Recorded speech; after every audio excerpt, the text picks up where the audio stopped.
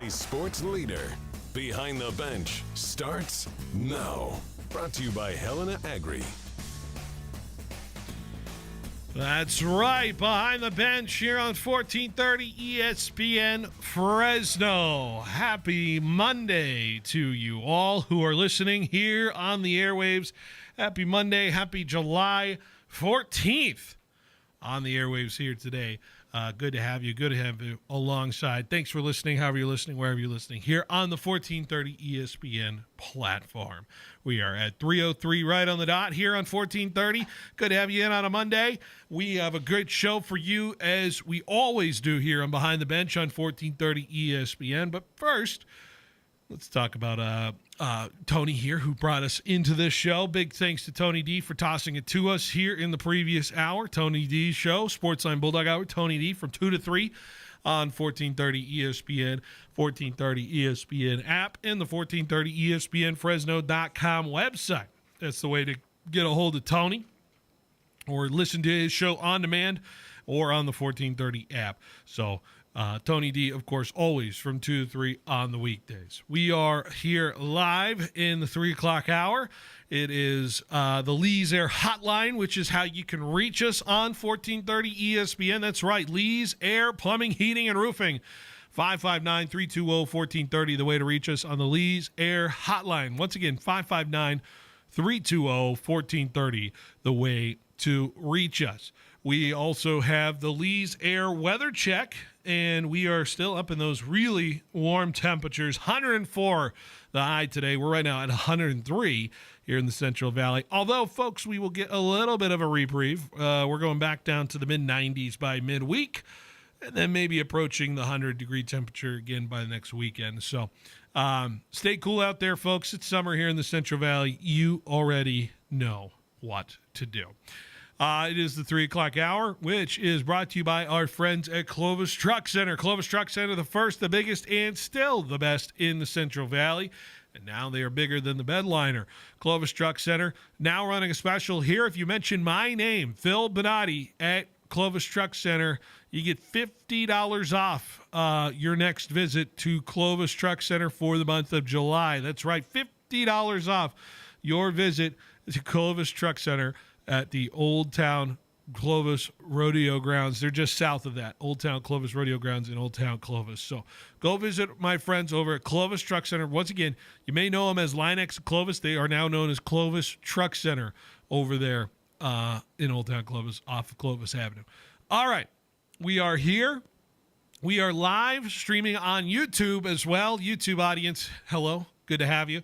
Very excited to be here on the airwaves as well as for you. You can watch the video side of things here on our show, which we always have on our airwaves here today when we are in studio. We are also streaming live on Facebook. We are also streaming live on Twitch. So good to be here and ready to rock and roll here for another couple of hours. It's right.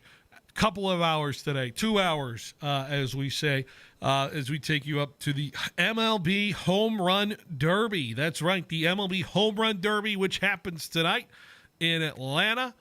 One of our guys, Brent Rooker, going in it for the Athletics. So if we like the local side of things, or at least with the local team, Brent Rooker will be one of the 8 participants in this Home Run Derby. We'll take you up to 5 o'clock today for that show. What's going on today? We're going to talk a lot of different things going on. Of course, we got Giants and Dodgers to recap from this weekend. Giants officially wrapping up their first half of the season into the All-Star break. We'll do a little Niners talk, a little bit of Niners news popping up this morning. I think a lot of people are going to be interested in. Fresno State baseball getting on the spotlight. How about 4 players drafted? Which I'm reading some statistics, some of the best runs of baseball draftees we've had in quite some time for this Bulldog side of things. So exciting times to be a Bulldog fan. Coming up in hour number 2, we're going to have Michael Walker, who is the former Fresno State linebacker. Played on the Falcons. He played on the Steelers. He played on the Commanders. Now he's currently a Arizona Cardinal. So we are excited to chat with Michael Walker ahead of his time getting ready for training camp down in Phoenix, Arizona. We are excited to be chatting with him and playing catch up with what he has been up to. We'll have our 50 days and 50 states territory trivia, 3 states to get through today. So a little bit of a big one to get to. And then we'll discuss the home run derby tonight. We'll go through our picks all the way up to 5 o'clock today. So that is on the docket for the show. So we're going to be here, going to be alongside everybody here. We have Tanvir and Julia in the other room for producing our show. Good to have you guys both in. And I always ask this question, as I always do on these Mondays. How was your weekend? I had a great weekend. I got to go to the Giants and Dodgers game on Sunday. So even though the Giants lost, it was still just good to be out at the ballpark and with my family. So overall, a great weekend. Tanvir, how was your weekend? A little bit better than hers, I would imagine. Well, why could I wonder? I wonder why, too. No, but for real, I think I was honestly a little bored over the weekend. I don't know. I just wasn't really captured by the games, even though like the rivalry itself is great. I don't know. Besides the first game where the Giants won, I wasn't really enthralled with the games themselves. But we'll talk about that in a second. But yeah, other than that, just a slow weekend in terms of sports. Slow weekend indeed. Although I was making the most of it. I think the weekend entailed a lot for me to enjoy my Red Sox, who have now won 10 straight. Congratulations. Yes, we are the hottest team in baseball. And if I would have taken 10 out of 10 times being tied in the win column with the New York Yankees at the All-Star break, and that is where the Red Sox are. Go figure. That's the case. But that's where I am. The Red Sox appearing to win the Rafi Devers trade right now in the short term. So that's another thing right now. Julia, you're already giving a groan or a look of dissatisfaction with that statement. Yeah, it's frustrating. The hope we had at the beginning as Giants fans is dwindling just a little bit. Yeah, a little. We'll talk about how that game ended yesterday with Rafi Devers feeling like he just got a game-winning hit. And I think other than that, I think the sports weekend outside of my just individual fandom of the Red Sox felt like it could have been wanting a little bit more. There was a lot of things going on in my mind, but a lot of things that weren't really like giving you the drama that you needed in the sports world. I think specifically, you look at the Wimbledon final. I think the men's final didn't really quite live up to the hype as it should have in the previous final with the French Open. That went 4 sets with Skinner coming back and winning that one in kind of a dominant fashion after having a tough first set. We could mention that a little bit. The Scottish Open kind of ended with a whimper as Rory was trying to make a push, but Chris Gotterup, which, by the way, great story for Chris Gotterup, who needed a win to make himself eligible to be playing in the Open last week for next week, and the Open Championship is coming up. And I may have to mention some Bryson stuff and do some Open picks here by the time I'm done this week with shows. So that was going on. Even I would say the Club World Cup final wasn't as enthralling with was it Chelsea win 3-0 over Paris Saint-Germain? Yeah, it was surprising, but I wouldn't say it was necessarily, great. Yeah. 3-0 early in the half, and it kind of just coasted to the end. So, yeah, definitely agree with you there. So my point being is I think we had these like big international sporting events that could have provided some drama. I just think we got there with it. Giants, Dodgers had drama, I think, each night and night out. I think each game was determined by one run except for the final game, but that one final went to extra innings. So there's that. So maybe that was part of the sleepy sports weekend is we had a lot of promise and a little bit of under-delivered part of it for everybody who was watching, casually watching the sports weekend over the weekend. How do you feel about that? Yeah, I think that whenever we look at sports, it's always looking towards what big time matchups we have, but also the drama of it itself. And I think maybe the Giants Dodgers series did have the drama, but they didn't really have the fireworks that maybe some of us expected. But also, as you said, like Sinner versus Alcaraz, it was good, but it wasn't great. Chelsea versus PSG, same thing. Good match, but not great. And a little bit of a whimper, I guess, to end the weekend. But overall, I'm still excited for the future of sports moving forward. Julie, I know you probably weren't paying attention to much other than your game on Sunday, so we'll get an in-person report on your game Sunday. But was there anything else you were kind of watching, or you said you were more locked in on Giants Dodgers than anything else, really? Yeah, that was basically my whole weekend, especially, I found out Saturday that we were going to go to the game, so it was just driving up and then spending time with my family on Saturday and going to the game Sunday. So there you go. Hey, at least you're one of somebody who watched the game on Sunday, because I think a lot of people were uproar about the TV broadcast side of things for Sunday's game. I found out, I was looking for it on the guide. I was like, why I'm on YouTube TV? I'm like, why can't I find the Giants game? I swear to God, the Giants game was supposed to start at 1 o'clock. I'm looking for it anywhere. I'm like, I know I get the channel. And I find out it's on Roku. And this Roku Sports whatever. I was in a similar boat because I was looking on ESPN and I was like, the app, and I was just like, okay, let me tune in. Usually I'll just have it on YouTube TV, as you said, but it wasn't on there. I was like, why is this on Roku? Like, yeah. I can't even get to this. Yeah. So luckily, Julia, you were one of like hundreds who got to watch the game on That's on crazy. Sunday. I actually didn't know that, so I'm really glad that I was there because I was looking forward to watching that game. I will say I did find a way to watch the game. MLB TV does allow you to watch Roku, even without it being in your region or whatever, because like I would be blacked out from it from a Giants perspective, but MLB TV allowed me to watch the game, so there's that. Anyways, where was I going with this? Sports weekend, like I said, not too exhilarating, but I think we have to start with our top sports story of the weekend, which was the Giants and the Dodgers series. Dodgers take 2 of 3 from the Giants when it felt like it could have gone either way for these two teams throughout the games, including, Friday night. I don't know what more to make of that other than I think Logan Webb will tell you he stunk himself a little bit after having an 8-2 lead and almost giving it up. 8-7 was the final. The Giants do get the win there, so salvages that. And then it was a tale of a different thing with the second 2 games following in this series, including what was as sleepy of a performance as I could imagine with the lineup on Saturday, and it continued on Sunday with the Giants who found late inning opportunities to score runs, but more often than not, I felt like the Giants kept getting into the mental errors of things in these crucial, critical situations. And I found myself growing frustrated with how the Giants played baseball, especially in Sunday. And Julia, you can attest to this if you had the same opinion as I do, because watching on the broadcast, I feel like you have a different perspective than I did on the broadcast side of things. And I'm going right to the 10th inning, where the Giants and Dodgers are tied at 2. And the Giants have a runner at second, given right there, and that's Casey Schmidt. And I believe the Dodgers, did they intentionally walk someone to start the? No, they did intentionally walk to get to Devers. That's what happened. But first batter after Casey Schmidt, I believe it's Patrick Bailey. Little short fly to right. Schmidt doesn't tag up and doesn't go to third, doesn't challenge it. That's fair. I understand. You don't want to go on a 50-50 chance.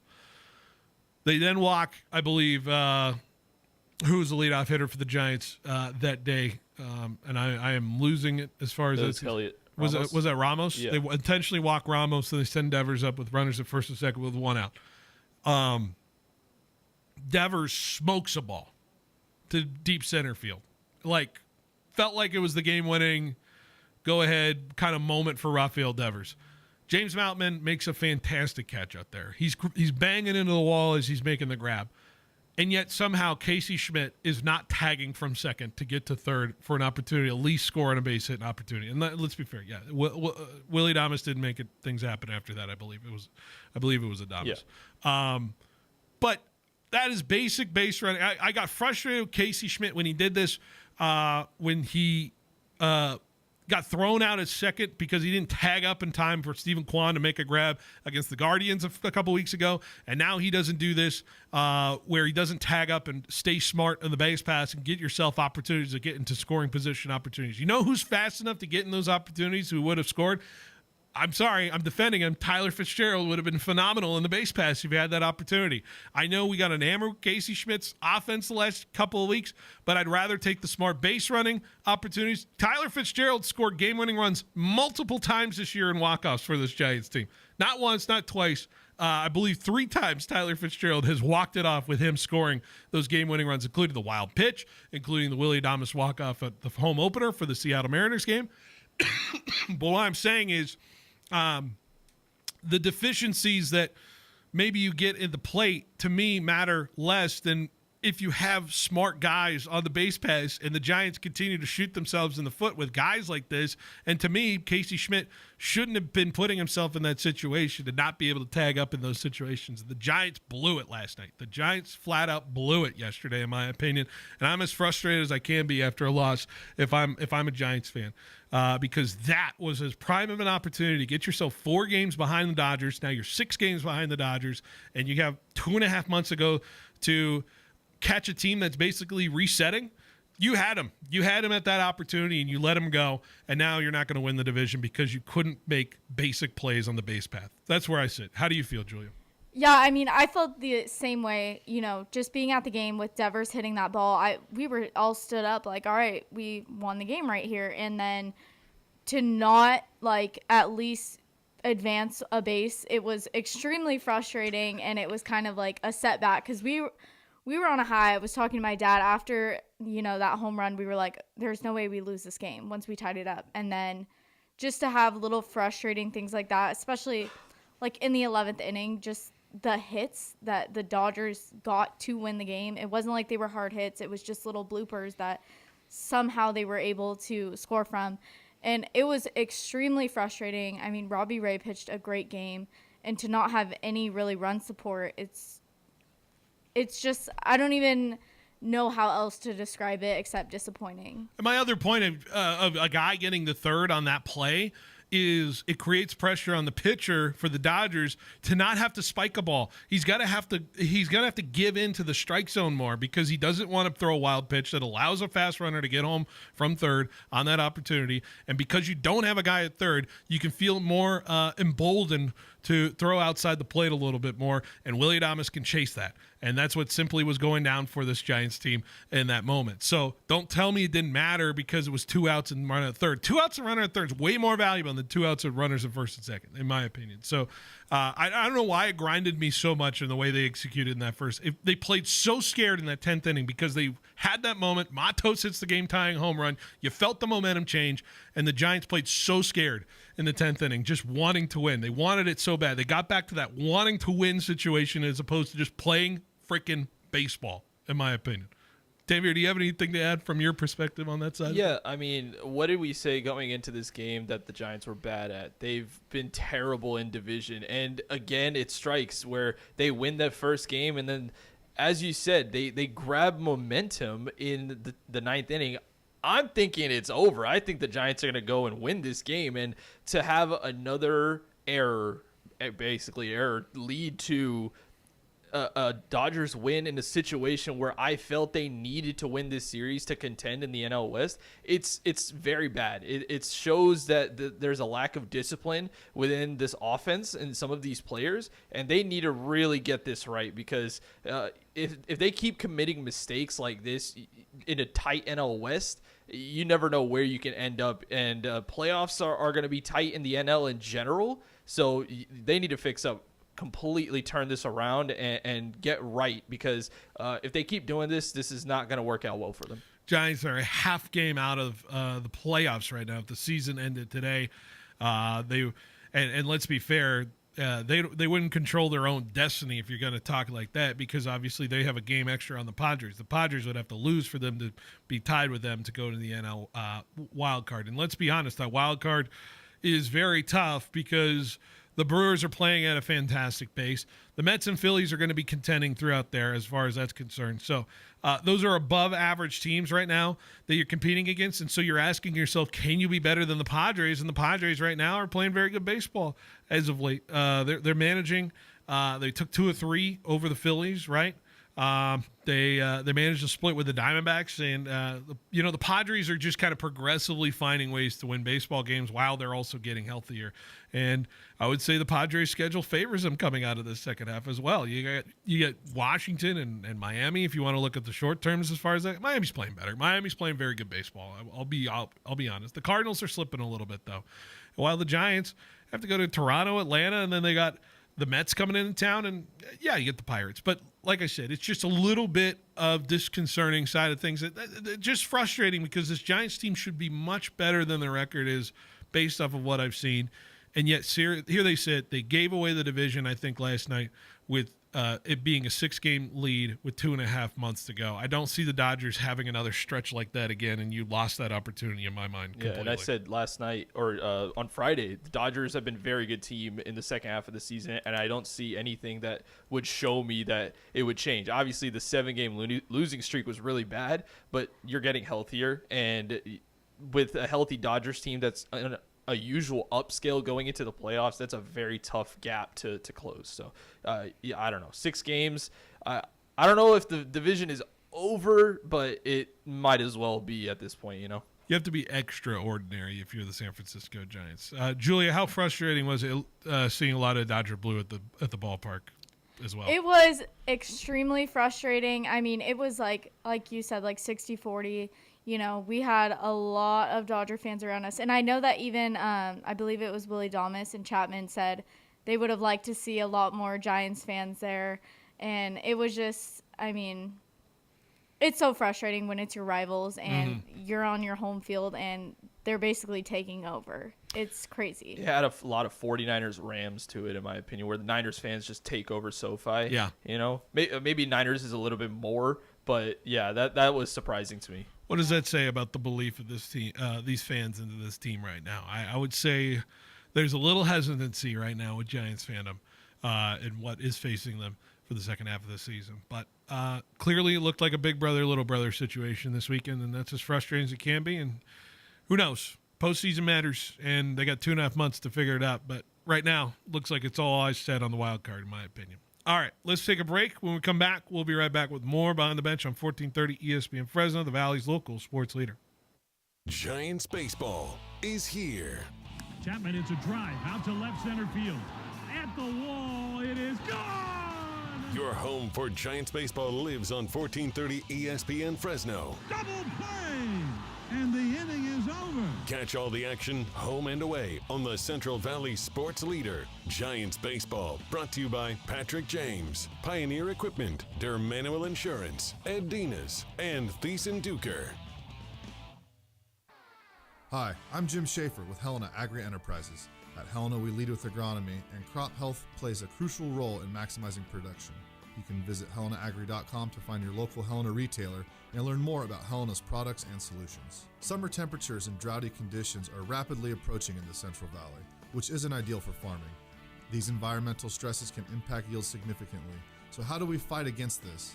At Helena, we have a product called Megafol. Megafol contains a precision blend of plant extracts that improves crop vitality and helps defend against environmental stressors like heat and drought. So how does it work?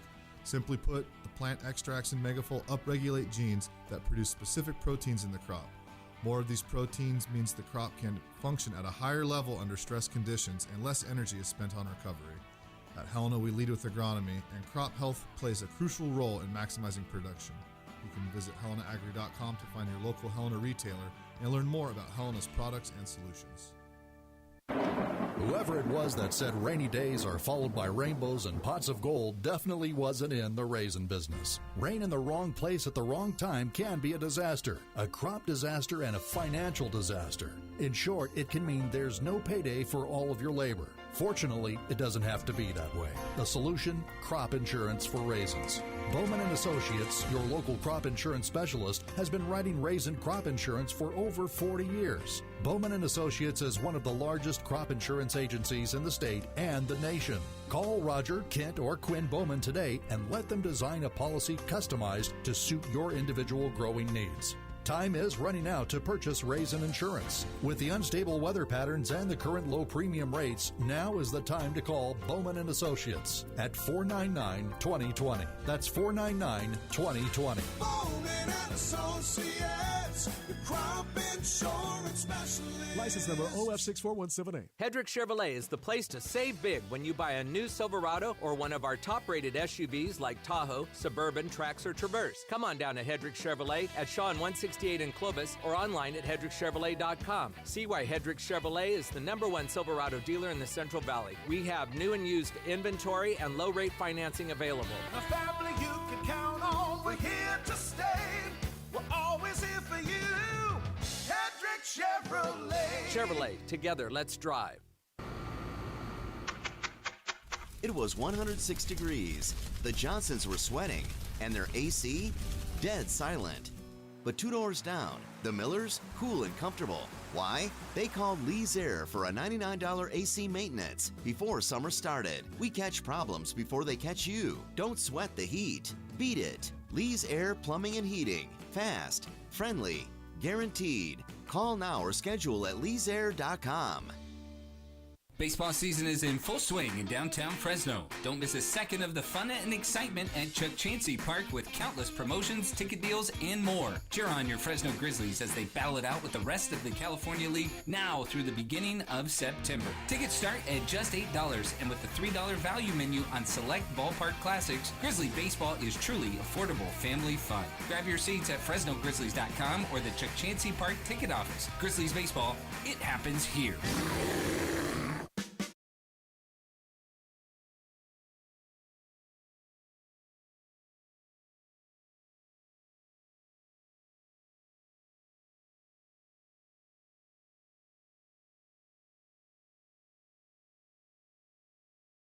Welcome back to Behind the Bench here on 1430 ESPN Fresno, the Valley's local sports leader. We were just having an argument right off air. I'm gonna bring it on air here.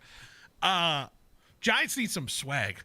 That's what they need. My Red Sox have had 10 wins in a row. The kids are having fun, and the kids are having fun off the field as well.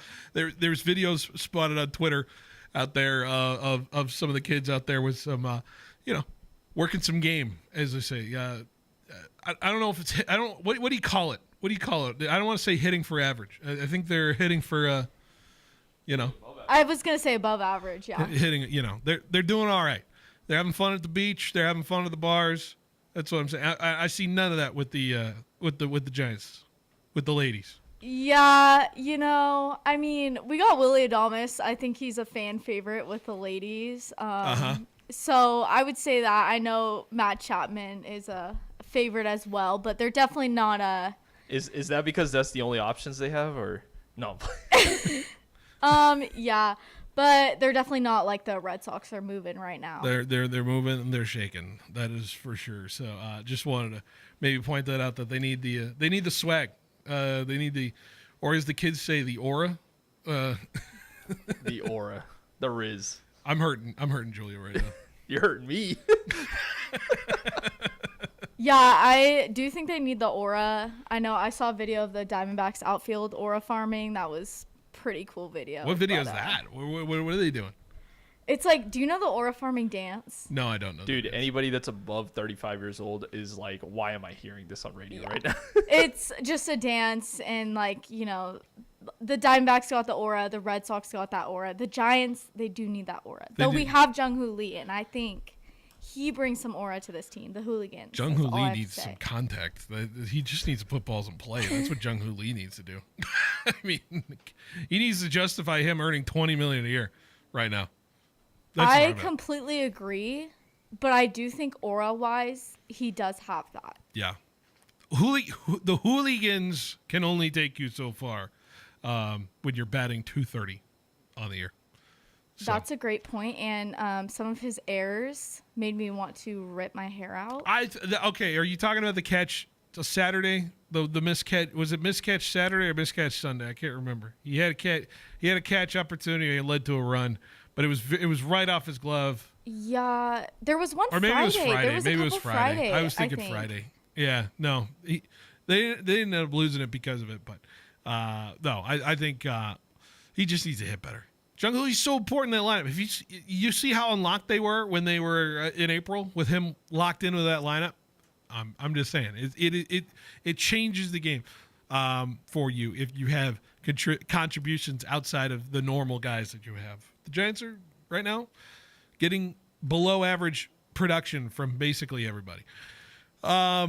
Anyways, enough on the Giants. Let's talk about the other team in the San Francisco Bay Area. Hey, we have not talked football in quite some time. I know you sitting here, you're listening, and you're like, when are you going to talk about the 49ers? And I said, I'm going to talk about the 49ers when they're actually getting ready for the season. But Jauan Jennings had other plans this morning for me to talk about the 49ers. Because according to Adam Schefter, Jauan Jennings has demanded a new contract extension with the 49ers. Sounds like he will hold out for a new possible extension or pay raise or possible trade. I got to get the wording in front of me here as far as Jauan Jennings is concerned, because we sat here and I talked high praise about Jauan Jennings as a wide receiver for the San Francisco. Here is the tweet from Adam Schefter that I have in front of me. Jauan Jennings, who's scheduled to make $7.5 million in this season in the final year of his deal, wants a new contract or a trade per sources. 49ers extended Jennings' deal last year. That does not change how Jennings feels about this year. Fair or unfair for Jauan Jennings to be asking for this extension from the 49ers? It's where his current salary is at. I think if you split the question into two, is it fair based off of his production? Possibly. Is it fair based off of the where he sits in terms of wide receiver rankings for contract average per year? I would agree, yes. Mm-hmm. Because he currently sits as the 45th ranked wide receiver in terms of average per year that he's getting. And he's below guys like Kendrick Bourne, Brandon Cooks, Joshua Palmer, De'Ami Brown. Like, I think he's better than Tutu Atwell. Yeah. Like, I think he's better than these guys. So from that aspect, yes, I do agree. But I don't know. From what he has produced, I understand last year he had a very good year, right? He was 26th in receptions, 28th in receiving yards. He had 77 catches for 975 and 6 TDs. Like, that's a good season for him. And Jauan is a big piece of our offense over the last 3 years because he is an elite third down weapon. That's why the nickname Third and Jauan is so synonymous with him, right? Yeah. But beyond that, his physicality and his blocking is elite. And you saw that multiple times, especially, I don't know if you remember the Lions game where he basically blocked one of their corners into the stands. And that was pretty crazy. But, yeah, he plays with a physicality that I don't think many other receivers do. So it's tough for me to look at the contract situation and see where he fits into our future. Because, honestly, beyond this year, I actually didn't think that he would be a receiver for this team just based off of what production he had and what production he is going to have. Because Brandon Ayuk is out. DeMarcus Robinson's availability is in the air. Deebo Samuel has left the team. So I think he's going to have a good year if he does play. But, yeah, to give him money, it depends on what the contract, what money he wants. For me to kind of give him a yes or a no. Well, his production definitely upticked last year, right? Before, when they signed the extension, he earned his money significantly. Just shy of the 1,000-yard season from Jauan Jennings, who started 10 games last year for the 49ers. He played in 15. His yards per reception numbers have been basically the same all throughout his career. Go yards per game. He had significant uptick in his usage. We assume his usage is going to be way up as well, almost potentially to wide one, wide two, right? Wide one before IU comes back. Yeah, before IU comes back, and he is going to be asked to do a lot for the 49ers in at least the first 4 games, assuming that IU goes on the PUP list to start the season. So I think this is totally fair from Jennings to be asking for this price tag. The Niners have cut a lot of money, right? They've found a way to kind of save around everything as far as the situation. What is Jennings asking for annual value per basis, right? Is it asking for a $5 million pay bump and get up to like that 12 annual, or is it something like that? What is he looking to be paid for? He's a 28-year-old wide receiver. He's played 4 years. The tread on the tires is a little bit long, right, for a 28-year-old wide receiver. Feels like he's obviously in a contract year right now, but I think he's also looking for the idea of finding security when he hasn't really had security in this in this NFL. And I think Jauan Jennings has showed up, like you said, the third and Jauan thing is as big as it can be. He's shown up in big moments for this 49ers team time in and time out. I think there's some value in that of finding catches under pressure per se. Like I say, with pressure at bats or pressure situations, Jennings, I feel like, is as good as anybody in the pressure situations for a wide receiver of his caliber. I think he's so below what he can actually realize of what kind of wide receiver can be. I've seen him in person. He's just an athletic spectacle in what he can do on the football field. I think the potential is still out there for him.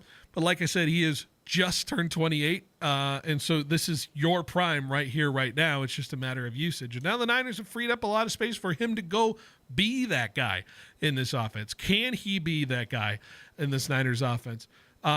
If they're going to ask for him to do it, I think they need to pay for him to do it. And I think he's proven a lot for this Niners team, and I think there's a lot of reason for him to fairly ask for this money. Yeah, I agree. I feel like he did extremely well last season, improved himself, improved what he can do. And especially with Ayuk hurt, like you said, I feel like that he does deserve this money and he can become that person for the 49ers. So I definitely think it's valid, but I also agree with Tanvir. It depends what he wants. I can't imagine it would be a crazy amount, but you just never know. But I feel like he definitely deserves that pay raise that he wants. Well, I also feel like he's going to want a contract that can give him some sort of long-term sustainability. You want to earn money that will go beyond your years as an NFL player, right? And this is the time that he has to go for it, right? He's earning $5 million a year right now.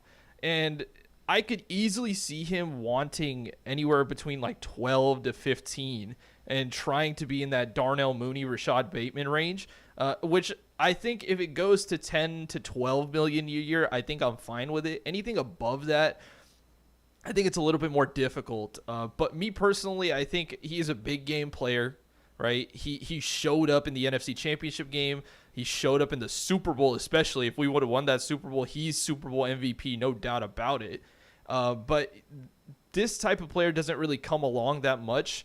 And if you can get a good contract for him and pair him with an Ayuk, I think that long-term, this is going to help the San Francisco 49ers. You get that big X receiver with Jauan. You have a couple of good guys that can go into the Y and Z positions with Ayuk and Ricky Pearsall. They've built a system around Brock Purdy and a core of wide receivers through the draft where even if Jauan does get let go, they have the sustainability, maybe not at the level that Jauan is, but I think that the 49ers need to take a deep look at this and see where they want to go. And salary cap wise, yeah, it also depends on the years. I think 2 to 3 years is probably the range he's looking for, right? And the 49ers are 29th in salary cap space in 2027. So I think 2 years is the more likely deal because they're 3rd and 13th with 47 and 40 estimated 40 million over the next 2 years. So that's where I'm looking at, and that's the parameters that I would be looking at if I'm the 49ers to see if they want to give Jauan a contract extension. I'm just kind of like scouring some statistics along with guys around his pay range as far as that's concerned, and I do fully think that he should be more than what he's paid right now. Agreed. Darnell Mooney, like you mentioned it before, he had 900 yards, nearly 1,000, just like Jauan Jennings did. Darnell Mooney disappeared off the face of the earth 2 years ago. I remember that. I remember that because I had him in fantasy, and I made the joke of, is Darnell Mooney playing football still? I made that joke 2 years ago. So he's a guy who I think should be paid more. And Darnell Mooney makes, what, $13 million a year? Yep. As far as that's concerned. Khalil Shakir, less yardage than Jauan Jennings did have last year. And Jennings had more touchdowns and more yardage than Khalil Shakur, who has more average yards. And now my computer just froze, so I have nothing more to add to the statistical side of things as far as that's concerned. Also, like, if he wants 15 and above, I think a team would give him 15 and above. Oh, a team would overpay, for sure. Yes, for sure, because of what he's produced and what he is going to produce this year. But I don't think the 49ers can afford that in terms of 15 plus because of their defensive players that are coming up. Then if you get to 15 above, you're talking in the Cooper Kupp territory. You're talking in the Jerry G. Like, I think on the cusp, he's like up to the Cortland Sutton side of things. Cortland Sutton I think Sutton's better. Sutton is better, and Sutton's getting. I think Sutton's getting underpaid. Sutton needs to talk to his agent about that. He's got no guaranteed money. I'm looking at this contract side of things. Sutton's getting nothing guaranteed right now. Oh, he's gonna want an extension, and I have seen Cortland come up in 49ers talks. Over the last couple of years, I don't see that happening because Cortland is a clear number one guy, and he's gonna want a lot of money, probably more than what Diggs and Godwin are getting. So I don't think that's gonna happen. Yeah, I just think I think that's the right territory, but like I'm gonna sound crazy for saying this, but like in a different situation, if Juwan Jennings wasn't playing behind Deebo Samuel and Brandon Ayuk, I seriously consider him like a Chris Godwin upside guy. If you put him in that kind of position, like I think he could be like that kind of wide receiver, in my opinion. You put him on the Chargers, I think he does that. Oh yeah, like if he has those kind of situations where he just gets more opportunities, in my mind. But yeah, I think 13 to 15 is right around that range where you can kind of make him happy and feel good for a couple of years. I think the point I'm making though for this as well is, the 49ers had this hanging around all training camp. It was all everybody talked about, and it weighed everybody down as far as that's concerned with the Brandon Ayuk situation. I know Juwan Jennings is not as prominent of a player, but it doesn't end the conversation of here we go again right before training camp with these kind of things. Get it done quickly. I think the Niners have to get it done quickly, in my opinion. Yeah, and it was a weird change of pace because, as you said, it was a surprising offseason with no real contract drama. And it's weird because he went to, what would be like OTAs right before, and he was there. He was present, and he didn't bring this up, I guess, all these trade talks and all these contract situations. So it feels a little deflating to be a 49ers fan and run through this cycle again with another player after we locked up Fred Warner, locked up Brock Purdy, locked up George Kittle, and we felt like, okay, this is a season where we don't have off-season drama. We have an easy schedule. It could be a bounce-back year for us, but as small, if you want to say, of a player Juwan is, which I don't think he is, I think he's a big part compared to those three guys. I think it is a little deflating for the front office, especially. ESPN Bet has San Francisco as the favorite to win the NFC West this year at plus 150, by the way. So if you're wanting a reason to go time, this is go time for the 49ers. All right, let's take a break. When we come back, we'll talk about some Fresno State players that got drafted earlier today. Some exciting stuff. What does it do for Fresno State baseball? I'm putting it on the map here. Stay with us. Behind the Bench rolls along here on 1430 ESPN Fresno, the Valley's local sports leader. Going, almost gone. That's right, folks. The giant $5 million furniture disposal sale at Fashion Furniture in Fresno is almost over. It's the final day. Your last chance to take advantage of these unbelievable deals. The prices return to normal in a matter of days. Extra sales help and parking will be made available to help with the crowd. It's a once-in-a-lifetime event. The final days of the giant $5 million furniture disposal sale at Fashion Furniture in Fresno. Don't dare miss it. I make sure that we have plenty of parts for the service department and the customers in the front counter. That's Al Carmona, parts manager at Pioneer Equipment Company. A lot of farmers come in, they know what they want, and if they don't, we try to help as best as we can. Pioneer carries a wide selection of Kubota, Land Pride, and Nelson parts. Stop by and see us in Fresno or Reedley. We'll get you a cup of coffee and the parts you need. We have really good customers. Pioneer Equipment's a great place. Visit pioneerequipmentca.com. Get your business noticed and stand out from the crowd by visiting MegaPrints. Working with the Valley's most prestigious and high-profile businesses since 1998, we print and install custom-designed signs for businesses of all types and sizes. From yard signs to banners to wallpaper and fleet graphics, MegaPrints has the state-of-the-art capability to turn the signage you've dreamed of into a reality. Visit megaprints.com today to see our work and what we can do for your business.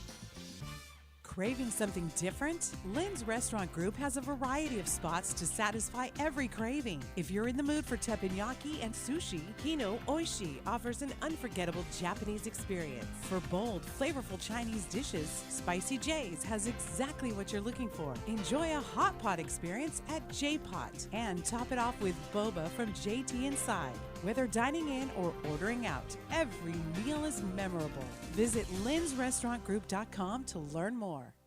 Central Valley, are you ready for a seamless car buying journey? Madera Toyota Chevrolet has you covered. With their 25-year, 250,000-mile warranty and everything priced under MSRP, you're always in for a great deal. Plus, enjoy their no-pressure policy and 2 years of free maintenance on new vehicles, their way of saying thank you for choosing them. And calling all truck lovers, explore their selection of rugged Silverados, powerful Tundras, and versatile Tacomas. Whatever your needs, they have the perfect truck for you. Visit them today at MaderaToyotaChevrolet.com, where every drive begins with trust.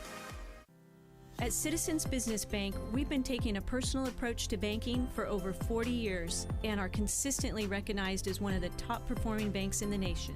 Hi, I'm Susan Woosner, Senior Vice President and Manager of Citizens Business Bank in Fresno. We believe in the importance of building long-lasting and genuine relationships with our customers. We want to provide you with the solutions you need to grow your business because your success is our success. Citizens Business Bank, member FDIC. Eat up, buddy. It's almost time for school. You take charge of your home. You take charge of your work. Don't forget to take charge of your gut health too with Nature Made Probiotics. Nature Made has clinically studied probiotics that work with your digestive tract's natural bacteria, so you won't miss a beat in your daily routine. Find us in the vitamin aisle. These statements have not been evaluated by the Food and Drug Administration. These products are not intended to diagnose, treat, cure, or prevent any disease. Some people just know they could save hundreds on car insurance by checking Allstate first. Like, you know to check you have your phone first, before the cab pulls away. Hey, thanks, man. No, wait, my phone! Come back! It's my boarding pass, credit cards, phone numbers, my life! Come back! Checking first is smart. So check Allstate first for a quote that could save you hundreds. You're in good hands with Allstate. Savings vary. Subject to terms, conditions, and availability. Allstate Fire and Casualty Insurance Company and affiliates, Northbrook, Illinois.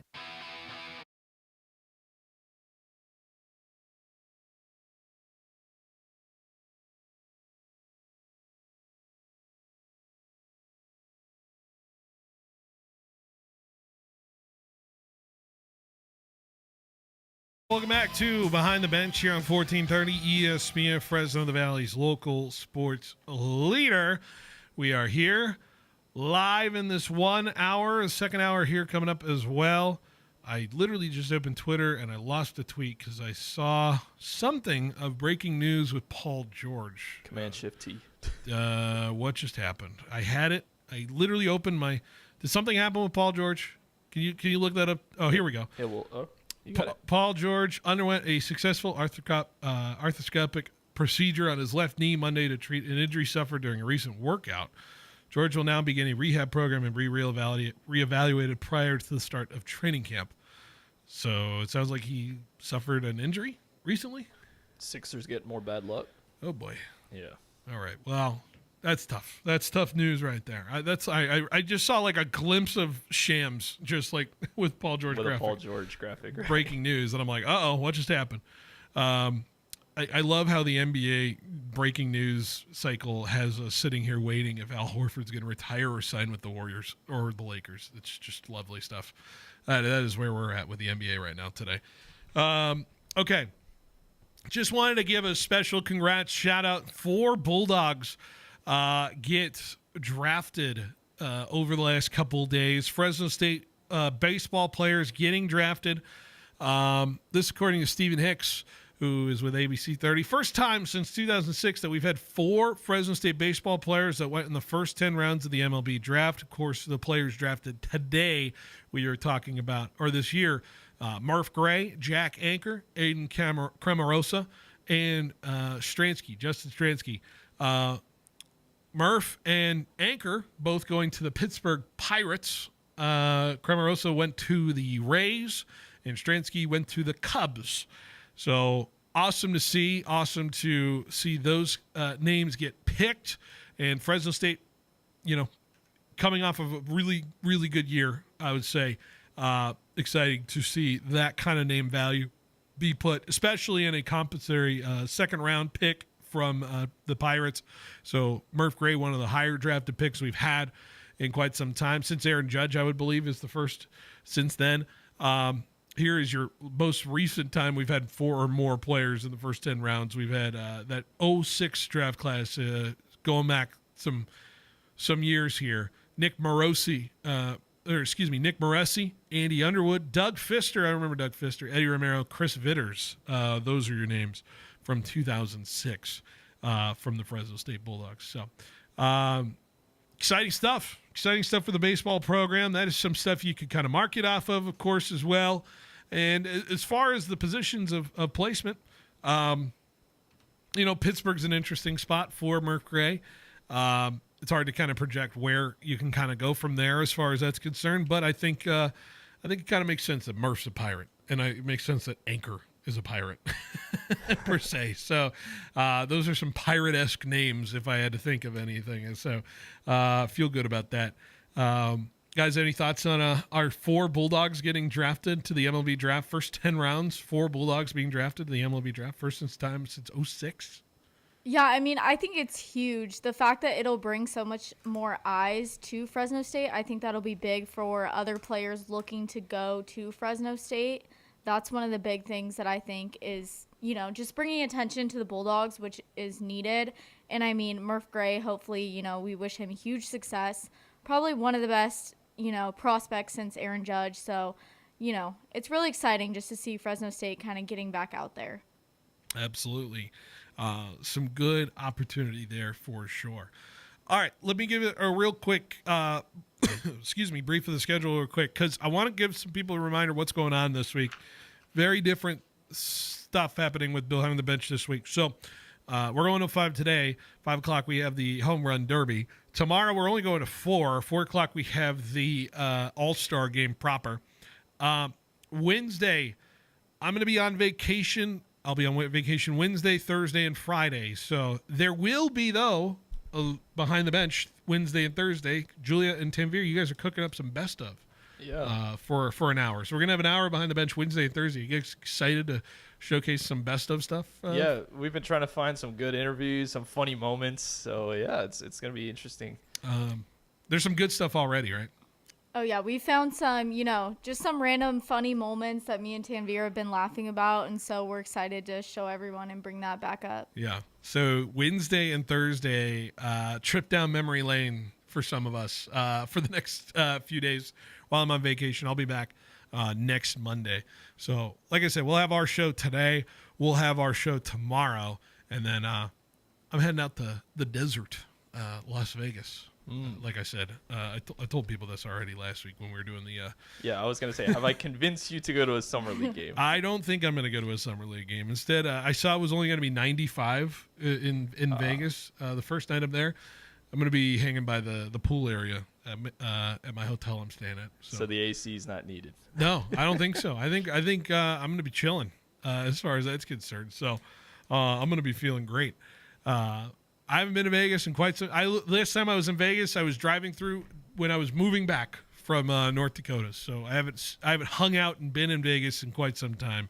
So we'll see what's changed over the last Random years. switch of topic. Did you guys hear Uno is coming to the Vegas casinos? I've seen all the Uno stuff and the memes and stuff like that. Yeah. I've seen like super edits of Breaking Bad where Walter White's screaming at the outside of his house. It's like when you lose $1,000 because you forget to call Uno.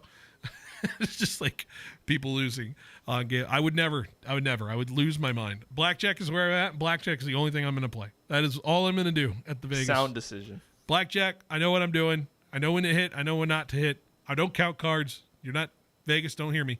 I don't count cards, but I'm very good at it. Anyways. All right.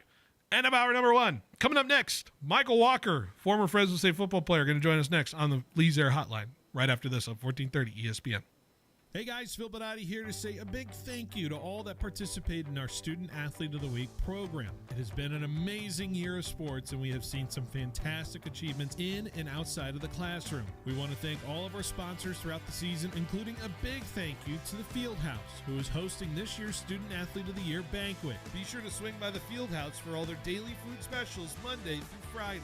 Student Athlete of the Week will return next season. We look forward to honoring the next wave of athletes in the Central Valley. Summer is here in the Central Valley, and the action of Valley Athletics is where you want to be. Phil Bonatti here to tell you about the big VBA All Skills Camp starting at the end of July. It's for 3rd through 8th graders to get in the fun and focus on the skills that it takes to be a top-notch volleyball player. Spots are limited, so be sure to sign up fast. Space is also available for the All Sports Camp as well. Basketball, volleyball, and pickleball to name a few, all led by former collegiate and professional athletes. Just reach out for information at their website, valleyathletics.co. Valley Athletics, developing the athlete in everyone. Fresno, get ready to dance. Shakira is bringing her Las Mujeres Ya No Lloran World Tour to Valley Children's Stadium this fall. Experience the global icon live. It all goes down Thursday, August 7th. This will be one unforgettable night. Tickets are on sale now at livenation.com. Don't wait. Shakira Live in Fresno will sell out fast. Hedrick Chevrolet is the place to save big when you buy a new Silverado or one of our top-rated SUVs like Tahoe, Suburban, Trax, or Traverse. Come on down to Hedrick Chevrolet at Shawn 168 in Clovis or online at hedrickchevrolet.com. See why Hedrick Chevrolet is the #1 Silverado dealer in the Central Valley. We have new and used inventory and low-rate financing available. The family you can count on. We're here to stay. We're always here for you. Hedrick Chevrolet. Chevrolet, together, let's drive. At FFB, we know behind every business is a person. That's why we're more than a bank. We're a partner, a farming-focused bank for hard workers, a future-forward bank for big dreamers, and a family-friendly bank for the next generation of owners. From first ideas to major milestones, we're here to help you chase your goals and score big. So what can FFB mean for your business? Find out at ffb.bank. That's ffb.bank. FFB Bank. Let's win together. Fresno Pacific University prepares you for a life and career beyond a degree. But what does beyond a degree mean to Valley students? Class schedules that fit my schedule. It means easily transferring credits so I can pick up right where I left off. For me, it's getting a degree as quickly as possible. Having a community that supports me. Fresno Pacific University takes you beyond a degree. Now accepting applications at fpu.edu. Whoever it was that said rainy days are followed by rainbows and pots of gold definitely wasn't in the raisin business. Rain in the wrong place at the wrong time can be a disaster, a crop disaster and a financial disaster. In short, it can mean there's no payday for all of your labor. Fortunately, it doesn't have to be that way. The solution? Crop insurance for raisins. Bowman & Associates, your local crop insurance specialist, has been writing raisin crop insurance for over 40 years. Bowman & Associates is one of the largest crop insurance agencies in the state and the nation. Call Roger, Kent, or Quinn Bowman today and let them design a policy customized to suit your individual growing needs. Time is running out to purchase raisin insurance. With the unstable weather patterns and the current low premium rates, now is the time to call Bowman & Associates at 499-2020. That's 499-2020. Bowman & Associates, the crop insurance specialist. License number OF64178. Your home for high school sports. 1430 ESPN, the Valley's local sports leader. KFIG Fresno. Camp for most NFL teams is a little over a week away, and one wide receiver is getting more money in his pocket before he heads to camp. According to ESPN's Adam Schefter, Jets wideout Garrett Wilson is getting a 4-year, $130 million contract extension, which will make him one of the highest paid receivers in football. The average per year is $32.5 million, And ESPN's Jeremy Fowler talked about why he believes this deal makes sense. We figured that was coming. That is the cost of doing business. I mean, that's the market now for receivers, well over $30 million. It's kind of smart of the Jets, even if you overpay a little bit, to get ahead of it, because he's only got 3 years into the NFL, which means between his 4th year of his rookie contract and his 5th year rookie option, you can spread that salary cap hit out over 6 years instead of 5. So the deal includes $90 million guaranteed. The All-Star festivities for baseball will get underway in an hour in Atlanta. It's the annual Home Run Derby on ESPN Radio, ESPN, ESPN2, and the ESPN app. The All-Star game takes place tomorrow night on ESPN Radio and ESPN. According to a report in The Athletic, Rays owner Stu Sternberg has agreed in principle to sell the franchise for $1.7 billion. The buyer would be Florida-based developer Patrick Zalewski. The deal is expected to be finalized in September and will keep the franchise in the Tampa area. As for the team Sternberg is selling, the Rays are a game and a half out of a wild card spot at the break. In college football, the SEC held its annual media day today. League Commissioner Greg Sankey said there is a chance the college football playoff could stay at 12 teams if the SEC and Big Ten can agree on a model for the upcoming postseason. Hey, it's Michelle Smallman, and coming up Tuesday, our friend Paul Feinbaum said Arch Manning has the potential to be the best quarterback in college football since Tim Tebow. But has the hype gone too far? We'll talk about it on Unsportsmanlike, 6 a.m. Eastern, right here on ESPN Radio, ESPN2, and ESPNU.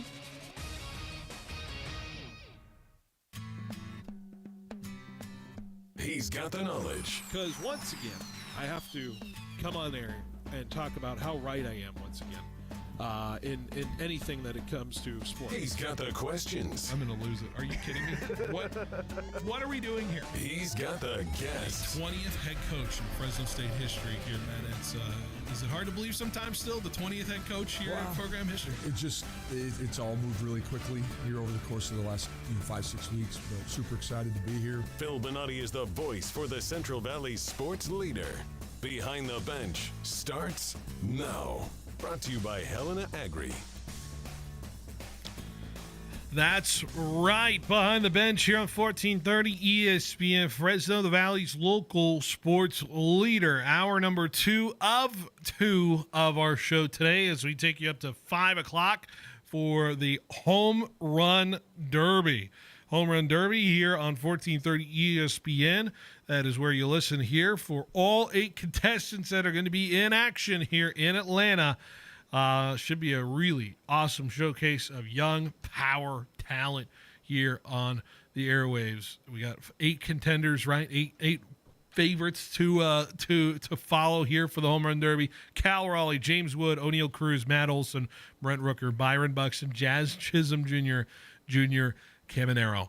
That is going to be what's on the docket for tonight. So we'll take you up, preview that coming up in just a little bit here on 1430 ESPN. Okay, so we are looking to locate Michael Walker right now.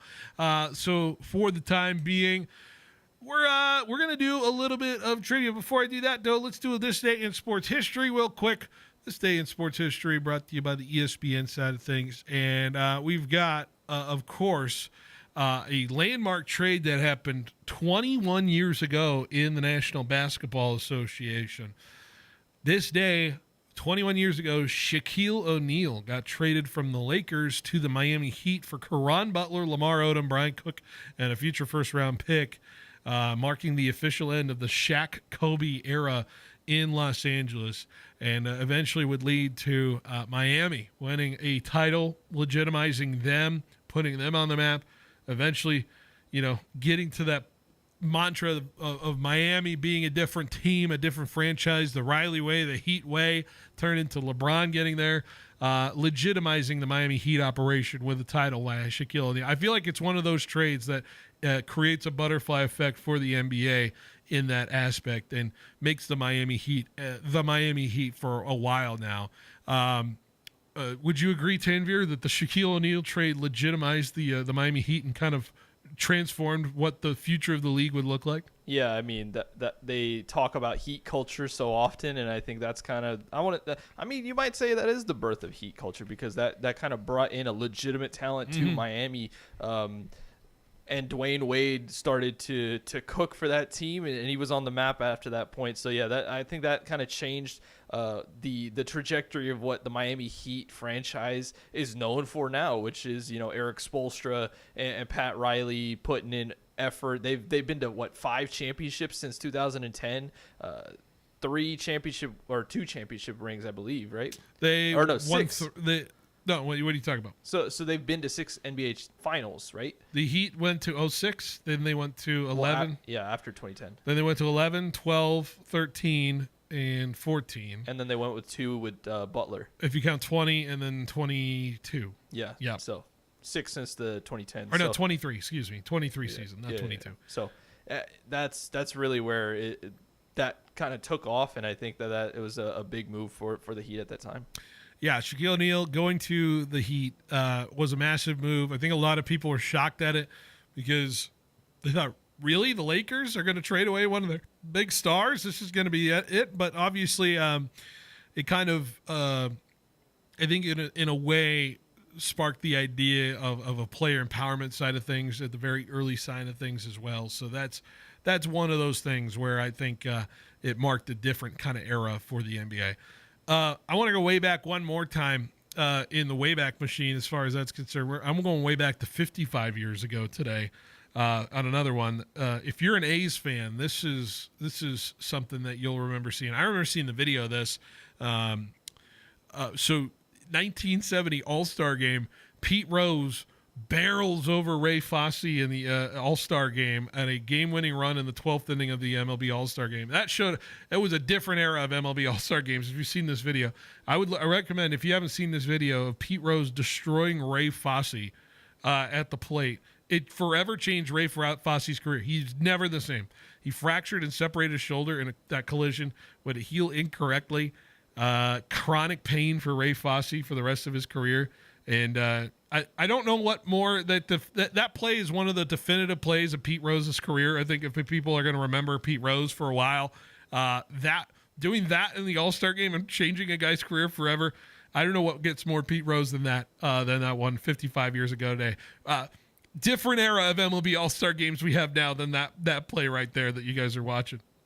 Yeah, for sure. Like I think a lot of people kind of hate All-Star Games because of their lack of effort towards the actual games. I think the MLB is trying to do something to where the effort can increase. But yeah, that is a ways away now with the amount of effort that we get in All-Star Games these days. And that was a wild play indeed. Julie, have you ever been involved in a collision like that before? Have you ever seen something like that when you were playing? Yeah, I've seen a few like ACL tears in similar situations. I've personally never been in anything crazy like that, but there were definitely a couple plays at the plate, and it is very scary to watch something like that, especially in person. Yeah, terrifying stuff. Okay, so while we locate our guest, why don't we do a little 50 states in 50 days trivia to start off here? So we've got 3 states to catch up on. And let's be frank, I might have to give away some states ahead of here. I don't know what I'm allowed to do, but anyways, we're radio. Because I'm going to be gone for a while, and we're going to have to play a lot of catch-up on this, so maybe tomorrow we do something as well. So we're going to see what we can do here. 50 states in 50 days trivia is going to be we're going to be playing a lot of catch-up here on the back end of this thing since I'll be gone for a while. So we're going to start in the state of New Jersey. What we've been doing, ESPN has ranked players born in each state, athletes born in each state, based off of where they come from, and they rank them. And so what I've been doing is I've been giving the blind resume of all of these athletes, and we're going to see if our producers can guess who they are. I love the trivia. I've enjoyed it. I hope you have as well. And so we are getting through it here as well. So we have 3 states to play catch-up on: the state of New Jersey, the state of Oklahoma, and the state of Georgia. Any thoughts on these states before we get started? These are pretty interesting hotbeds as far as athletes are concerned, I would say. I feel like with Oklahoma and Georgia, there's a wide range of athletes that could be chosen. So I feel like those are definitely going to be interesting. Yeah. What about you, Tanvir? It's always the smaller states that I feel a little bit, I guess, fearful for, because I'm like, it could be anywhere between very, very popular and somebody that you have never even heard of. So yeah. All right. Are you ready for New Jersey, the state of New Jersey? Top 3 athletes born in the state of New Jersey. We start with number 3. This player, a 3-time MVP in baseball and one of 12 players in Major League Baseball to win 3 or more MVP awards. Very generic, but also only one of 12 to do it in Major League Baseball. 3 MVPs, right? Let me specify AL MVP. 3 AL MVPs. Gotcha. Mm-hmm. All right. Yeah, we're going on the baseball here. I think I need one more. You need one more clue. You need one more clue. All right. This is an 11-time All-Star, 9-time Silver Slugger, a 2012 American League Rookie of the Year. 2012. 2012. You've been watching this player play. That is somebody you have watched. 3-time MVP. There's not too many of those that are currently playing in baseball right at this very moment. Okay, yeah, I was thrown off because I was thinking someone old. Okay, now I'm thinking young. You got to go. Not young, but All right, how about this? Top 5 in MVP voting in each season from 2012 to 2020. I don't know, Bryce Harper. No, not Bryce Harper. Yeah. Bryce Harper's only played in the National League. Oh yeah, you said AL. I thought you said NL. My bad. Yeah, I know you know that. I know you have the name in your head. I know you have it, Julia. I can't think right now. I know you got it. Famous Eagles fan. Eagles fan. Why is this throwing me off more now? Oh gosh. All right. Do I have to give it? Do we have to really? Do I have to do it? 3, 2, 1. We're looking for Mike Trout.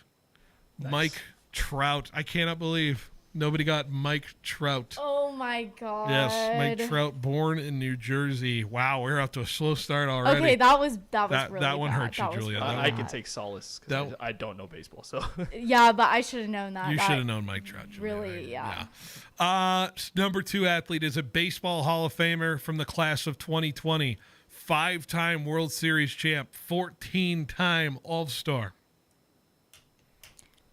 Okay, well, so I know he's better than Mike Trout. Yeah, so this is one of the greats of all time. Class of 2020. How many years do you have to retire before you go to the MLB All-Star or the MLB Hall of Fame? Is it God, what's the period? Is it a Yankee? Is it a Yankee? He spent his entire career with the Yankees. Is it Mickey Mantle? No, not Mickey Mantle. No. Alex Joe Rodriguez. DiMaggio? No. Oh, wait, no, Rodriguez. This player was the Yankees captain for 12 seasons, longer than any player in franchise history. Jeter? It is Derek Jeter. Derek Jeter. Yeah. Come on, he was that good. 2020 Hall of Fame right away, right after he got drafted in there. I was thinking older. All right, we're going to go one more, and then we're going to bring on Michael Walker coming up here. So he's ready to go. I just got a text from him. Top athlete born in the state of New Jersey is a basketball Hall of Famer in 2016, 15-time All-Star, 8-time All-NBA first team, and an NBA MVP as well. Well, I think we're getting Michael Walker on here. Yeah. I guess we'll. All right, we'll take a pause. Let's take a break, and then we're going to bring him on here coming up next on 1430 ESPN Fresno. Hey guys, Phil Bonatti here from Behind the Bench to tell you about my friends at Clovis Truck Center. That's right, you've heard me.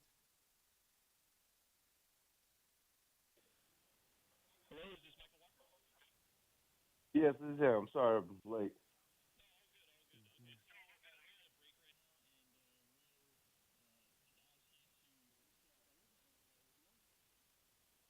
Yeah, no worries. Okay.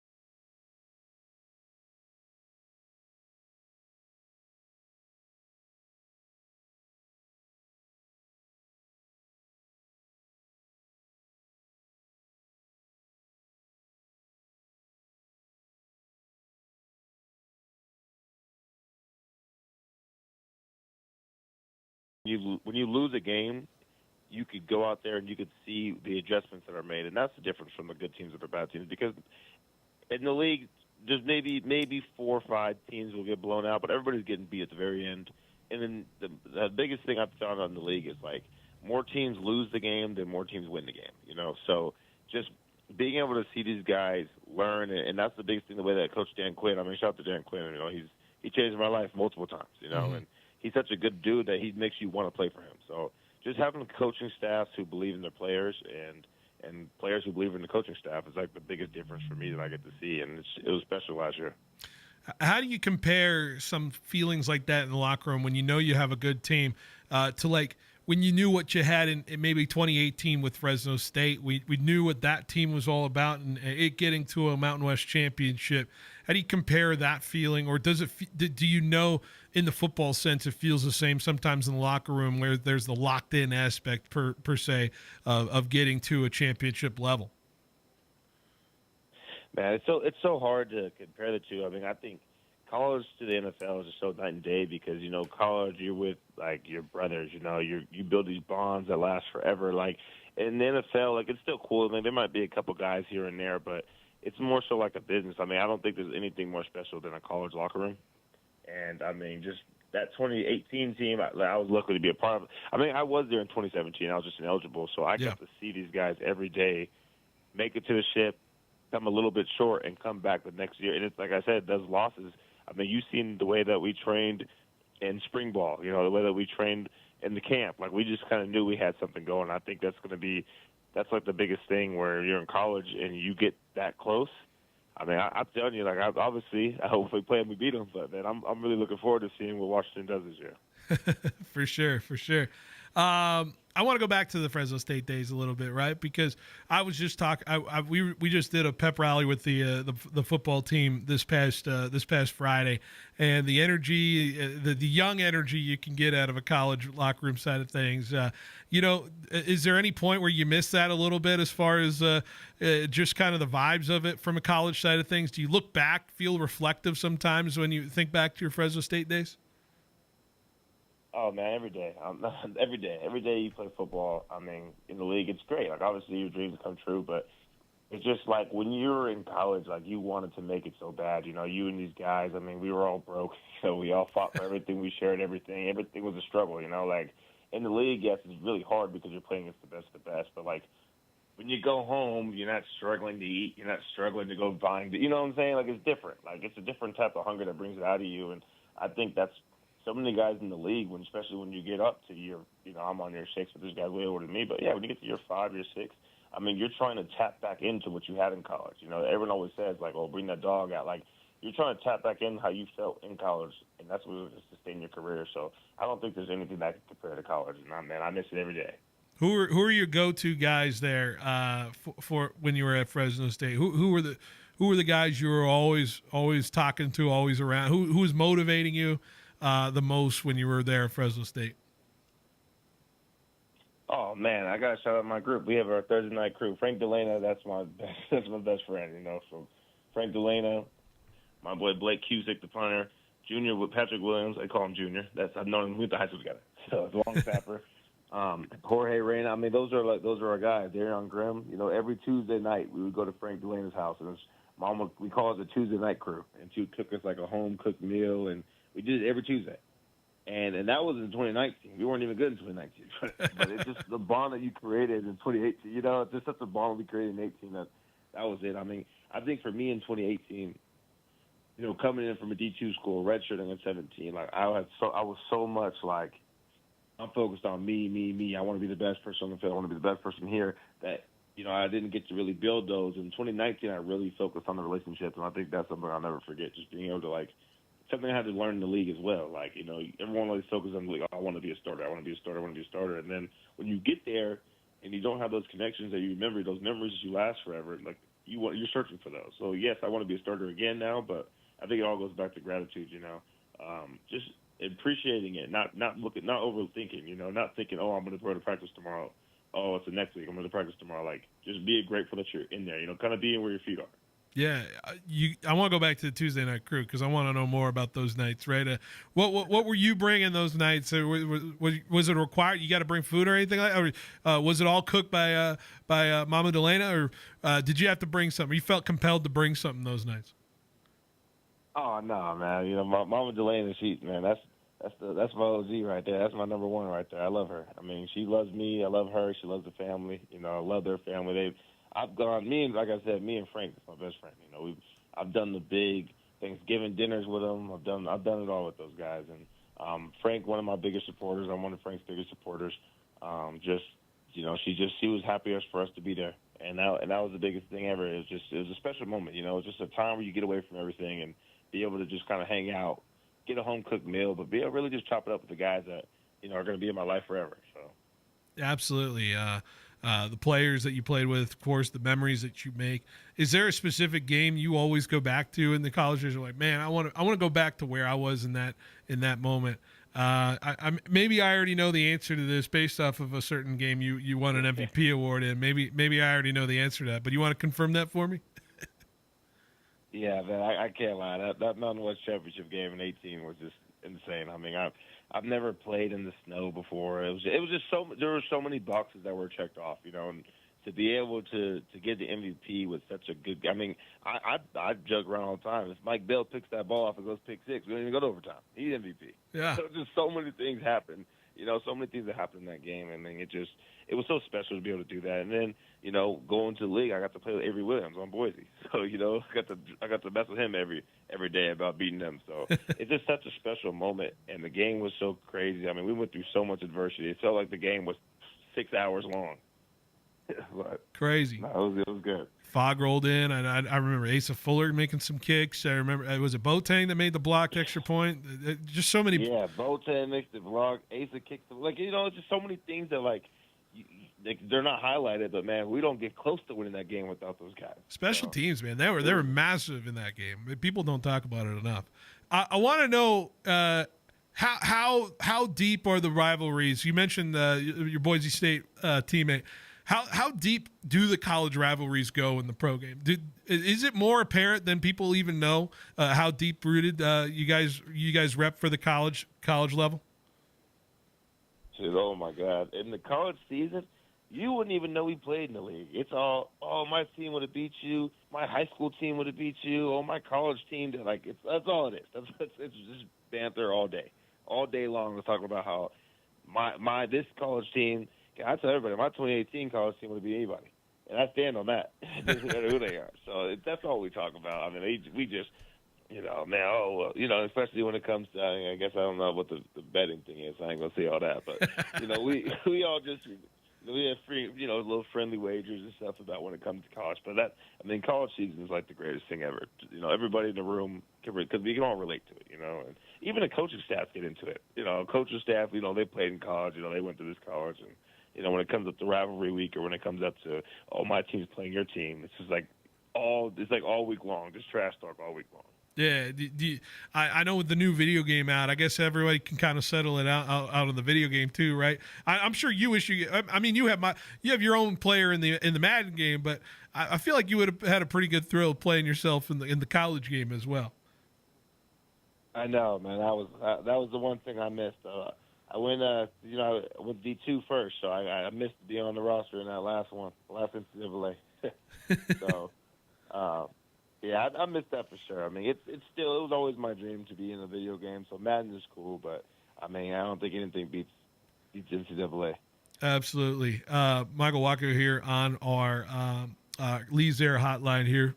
Just a couple minutes left here, Michael. I want to go into just kind of your goals for this season. Obviously, for you, how ready you are for.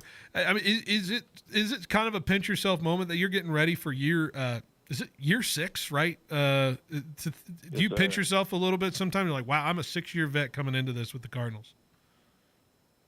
Man, it's just certain moments, There's certain moments where I'm training or, I'll wake up in the morning or I'm just kind of doing nothing, I could just be hanging out watching TV with the family. I'm like, oh, my God, I'm going on year 6. And sometimes you don't really, like I said, you don't really think about it. And then someone will be like, when was your rookie year? I'm like, oh, COVID. They're like, dang, 5 years ago. Mhm. It's like, 6 years ago. So it's just really cool, like, to be able to do it. And you get those moments where you're just like, just so grateful to be able to still be going. Do you feel like coming up during that time, that's such a weird transitional period? Nobody really kind of knows how to deal. I think of the scouting during that time. Nobody really knows who, with all the visiting and all that kind of stuff that you're not able to do with the COVID side. Did you feel like that kind of adversity formed you into a guy who can kind of grind it through this league a little bit like that from the 2020 season with all the weirdness to now? Yeah, I think for me, I think I operated through that a little easier because, I didn't have the straight path. I wasn't a 5-star Alabama, Clemson recruit. I went Division II. So went Division II, then transferred to Fresno, then sat out and worked my way up. So, like, when I got to COVID season, it was the same situation, like, you don't get no preseason games. We had, like, in-squad scrimmages, but we don't tackle each other, so, like, you just tag off. I mean, like, you don't really get opportunity. Like, I know a lot of guys didn't really get opportunity even to make it to the league. So I think everything for me just got put in such a perfect opportunity that, like, I never want to take it for granted because, I mean, if one thing was off, I think that combine was, who knows? If I don't go to the combine, who knows? Because that year, I swear, everybody ran a 4.4 on pro day during the campus. So, so if I don't get to go to the combine and compete against certain guys, who knows what, I'll get my name called. So I just think everything for me just fit perfectly, and I was just, I was so ready to just go out there and play that it kind of helped me out with my background when I had to go through all the COVID situation. Absolutely. I'll leave it at this. I saw you at the Bring the Juice golf tournament. I didn't know, how did you end up doing on that tournament? How's the golf game? Oh, it ain't there yet, but it's going to get there, I tell you. Like, my teammates in Arizona are serious. These guys, it's 110 degrees every day, and they will go hit that tee time. Regardless. Hey, golf's serious down there in Arizona. Have you hit any good courses? Who's the most serious about the golf game? Man, I'm telling you, you got to watch out for the quarterbacks, but it's the quarterbacks and the specialists. Those guys can play. So, but we do. My guy Xavier Collins, he could play. I mean, he's out there hitting over the greens on a par 4. I mean, that dude's just annihilating the ball. Yeah, he'd be annihilating the ball. So I got to play with them. We went to one tournament. It was really cool. They set it up for us all to go out there and play. But I'm gonna get with them and Clayton Toon. He's nice too. So that's my guy. I gotta get with them. All right. We'll look forward to seeing what you can do there for sure. Hey, Michael, I appreciate you coming on the airwaves. Always good to connect with some former Bulldogs here to the Central Valley. And good luck this year with the Arizona Cardinals. And hopefully you guys, good success, just like the Fresno State season this year as well. Appreciate you, as always, coming on the show. Yes, sir. I appreciate you for having me. Absolutely. Michael Walker here on 1430 ESPN. All right, we'll take a quick break. We'll be right back with more Behind the Bench right after this on 1430 ESPN Fresno, the Valley's local sports leader. Listen to your Fresno Grizzlies on ESPN Radio. That's right. Select games will be on 1430 and 790 ESPN Radio, your local sports leader. The Fresno Grizzlies at Chikchincy Park are always entertaining. Now hear them compete on the radio. Spending your time at the ballpark with the family is always a great time, so be sure to check out as many home games as you can this season. Check out 1430ESPNFresno.com for game times and more. And keep it right here on 1430 ESPN Radio, your local sports leader. When Jeff Thiessen and Lance Duker started Thiessen Duker Modern Wealth Management in 2003, they had a simple mission: to make every life they touch better. They established Thiessen Duker as an independent firm, not tied to the restrictions of one Wall Street company, so their clients could have access to any investment products that were right for them, and Thiessen Duker could serve their clients the way they wanted to be served. They've done other things differently too. From investing in advanced financial planning technology to implementing a team approach with advisors working together to develop client strategies. And from day one, Thiessen Duker has shared its success with local organizations, making a difference in people's lives right here at home. If you need a financial advisor, or if you are a financial advisor and would like to know more about how Thiessen Duker could make your life better, please visit thiessenduker.com. The advisors of Thiessen Duker Modern Wealth Management are registered representatives with and securities offered through LPL Financial, member FINRA SIPC. Going, almost gone. That's right, folks. The giant $5 million furniture disposal sale at Fashion Furniture in Fresno is almost over. It's the final day. Your last chance to take advantage of these unbelievable deals. Prices return to normal in a matter of days. Extra sales help and parking will be made available to help with the crowd. It's a once-in-a-lifetime event. The final days of the giant $5 million furniture disposal sale at Fashion Furniture in Fresno. Don't dare miss it. Prices on steel and materials are going up, but at Pacific Steel Supply, they're still delivering the best deals in the industry. Whether it's residential, commercial, industrial, or ag projects, Pacific Steel Supply will match or beat any competitor's price by an extra 10% on top quality steel, metal roofing, and components. With 24/7 service, fast delivery, and the best prices, the time to act is now. Get your free quote today from Pacific Steel Supply in Fresno, Ashland, and Parkway off Highway 99 or online at pacificsteelsupply.com. As of today, the 30% federal solar tax credit is still available for homeowners looking to save energy and money, but it's scheduled to be phased out on December 31st, 2025. The time to call Donald P. Dick is now, 255-1644. Let Mr. Cool show you how to drive down the cost of home energy. The deadlines for installing solar and taking advantage of the tax credits are December 31st. Call Mr. Cool at 255-1644. The wait is over. Valley Pure presents Crazy Horse, the wild new flower from Cowgirl Cannabis. This isn't just a strain, it's an experience. Ready to get on the wild side? Then saddle up and ride with Crazy Horse. Available now only at Valley Pure. Bold, untamed, unforgettable. Don't just hear about it, live it. Get to one of Valley Pure's 5 locations and grab your Crazy Horse today. Cowgirl Cannabis. Blaze the trail. Central Valley, are you ready for a seamless car buying journey? Madera Toyota Chevrolet has you covered. With their 25-year, 250,000-mile warranty and everything priced under MSRP, you're always in for a great deal. Plus, enjoy their no-pressure policy and 2 years of free maintenance on new vehicles, their way of saying thank you for choosing them. And calling all truck lovers, explore their selection of rugged Silverados, powerful Tundras, and versatile Tacomas. Whatever your needs, they have the perfect truck for you. Visit them today at MaderaToyotaChevrolet.com, where every drive begins with trust.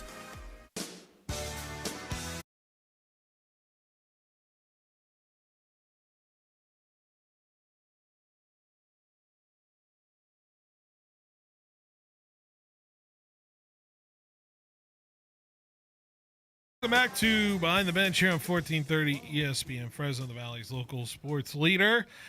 Big thanks to Michael Walker for joining us in the previous segment. Just great conversation. I want to know what those bets are. He says college bets go big time between the pro athletes out there. I would say financially and emotionally in the locker room. I've seen some crazy bets between I remember George Kittle and Brock Purdy did one for the Iowa State game, wearing like jerseys and mascot heads and stuff like that. So that's always fun. Yeah, Julia, you see anything funny? Sometimes the NFLers, the bets. I feel like the college pride. Have you ever made? I guess you're not graduated yet, so when you get past college, then it becomes just like your whole life is just making bets. Yeah, so. I feel like, I don't know, I would love to know too just some of the other bets that they're making that people don't really talk about. I think it'd be interesting. I made a bet a couple of years ago when Fresno State played Arizona State with my coworker, who his name's Ryan Blank. I could talk about him because you know of him. He's like a little bit older than you were, but he went to ASU, and we made a bet where we would have to wear our college polo on air, like during a live shot. He would have to wear this Fresno State polo. I would have to wear an ASU one if Fresno State lost. Fresno State left nothing in doubt a couple years ago at that ASU game. I think it was 29-0. I think it was something like that. And I made him sit in the bar and watch the entire game till about 1 a.m. Central Time to watch the end of Arizona. Everybody was, you know what? You want to know what game was happening next, like same time as that Arizona State game was that Colorado State game that everyone was blowing up about. Yeah. Everybody in the bar was watching that game. We had one TV locked in on Fresno State, Arizona State in that game. So perfect. Yeah, that was a rough game for Arizona State to say the least. Fantastic game for the Fresno State Bull. Am I getting that right? Was it 29-0? Regardless, I still think I maintain. I think it was Cam Lockridge who had the 3 interceptions against like 3 different quarterbacks. 29-0 in the same game. Yeah, 29-0. There we go. One player had 3 picks, and I'm pretty sure all 3 picks came against 3 different quarterbacks, which I will just say is an NCAA record. I don't think that's ever happened in the NCAA. I'm going to confidently say it without any sort of research or anything like that. I don't know if you can find out about that, David. Well, it was Carlton Johnson. Carlton Johnson who got the that's 3. right. But Cam Lockridge, there was 5 picks in that game. I think there were 7. There was. Or there's 7 turnovers. I think there were some fumbles in there too. Yes. So 8 turnovers. 8 turnovers. That's right. 3 fumbles and 5 interceptions. Julia, when did you leave that game? What corner? I left that game at halftime, and let me tell you, I was still one of the last people there. I remember looking at her. They were showing the stands. It was sad. It was a sad day for ASU. But hey, then you made the playoff the next year. So we did. So it was, at least for me as an ASU student, hopeful. But exactly. yeah. All right, let's do our 50 States in 50 Days. We were picking it up right off the top athlete from New Jersey before we had to switch gears to our Michael Walker interview. Are you guys ready once again for our trivia? 50 States in 50 Days. Here is our top athlete from New Jersey who was inducted into the Basketball Hall of Fame in 2016, a 15-time All-Star, 8-time All-NBA first team, and an NBA MVP in 1999 and 2000. Ooh, 1999-2000 MVP. 15-time All-Star. So 2000. So would that be Shaq? It would be Shaq. Yeah. It is Shaquille O'Neal. You would be correct there. There we go. Give him the applause. Thank you. The other, he needs it. Anyways, he's won 4 NBA championships, was named a final MVP 3 times, and he also one of 5 players to win 3 NBA final awards, joining Michael Jordan, LeBron, Tim Duncan, and Magic Johnson as the 5 players to win 3 or more finals MVPs. Yeah, I was juggling between Tim Duncan and Shaq, but I just went with my gut there, thankfully.